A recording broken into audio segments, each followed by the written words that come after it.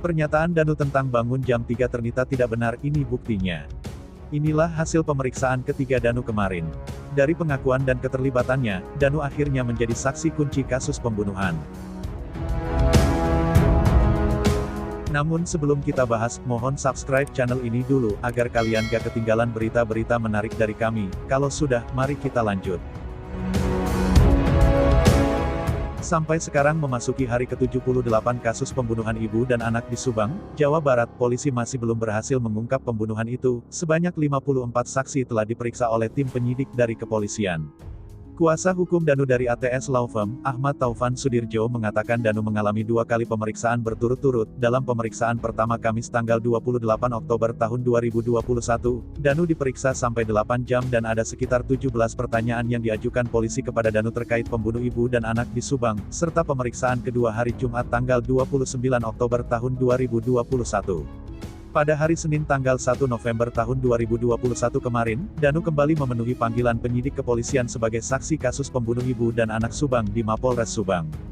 Pemanggilan Danu di kasus pembunuh Subang ini, merupakan yang ketiga kalinya berturut-turut dalam jangka waktu yang berdekatan.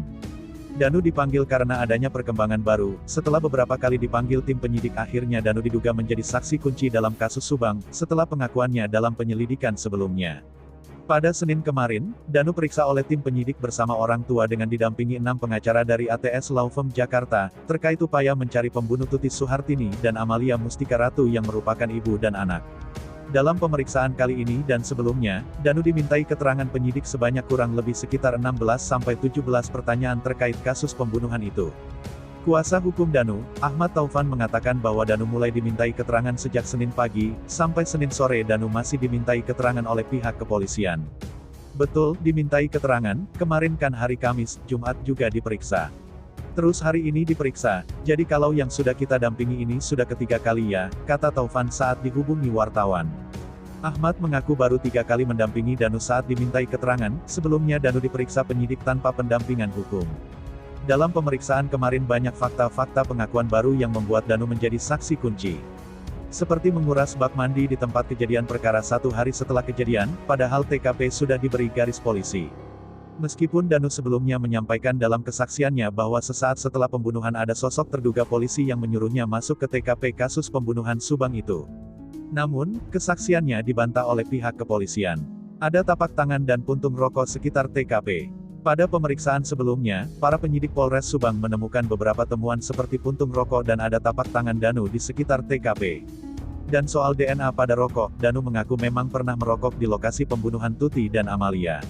Selain itu Danu juga mengaku sempat membantu polisi untuk membuka pintu depan rumah Tuti. Karena ketika itu polisi kesulitan untuk membuka pintu dari arah luar. Ada sidik jari di dalam mobil. Mengenai sidik jari Danu di mobil tempat pembunuhan, Danu mengaku sempat diajak oleh polisi. Meski tak ada keterangan dari kepolisian bahwa Danu sebagai saksi kunci, namun menurut Taufan kliennya itu pantas menjadi salah satu saksi kunci dalam kasus pembunuh ibu dan anak di Subang.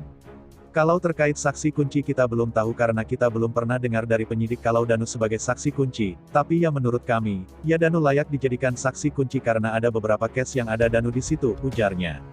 Adapun pertanyaan diajukan salah satunya terkait Danu yang membersihkan bak mandi di lokasi tempat kejadian perkara TKP, setelah kejadian pembunuhan itu. Sudah didampingi.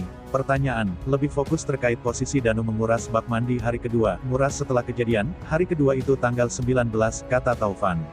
Selain itu Ahmad Taufan juga mengklarifikasi pernyataan Danu, yang mengatakan bahwa kliennya bangun pada pukul 3 dini hari untuk membeli nasi goreng dan melihat 2 orang di rumah korban. Maka tim penyidik memanggil orang tua Danu. Kalau terkait pernyataan dan jam 3 bangun itu sebetulnya sudah diklarifikasi tak benar, karena Danu ini kan diperiksa lebih dari 7 kali dan baru pemeriksaan kemarin didampingi kami, yang sebelumnya murni Danu sendiri, tapi kan secara psikologis walaupun penyidik humanis ya dalam arti baik dan lain-lain, tapi tetap sajalah Danu ketakutan dan lain-lain kan gitu, ujarnya. Kita juga sedang selidiki dari saksi keluarga dan saksi-saksi lain-lain. Pemeriksaan pertama kita tanya ke penyidik hasilnya bagus kedua dan lain-lain Danu malah bisa menceritakan yang jam 3 pagi itu, nah kita curiga apakah Danu ada tekanan, kata Ahmad Taufan. Gimana menurut kalian? Terima kasih telah menyimak video ini dan jangan lupa like, komen dan subscribe.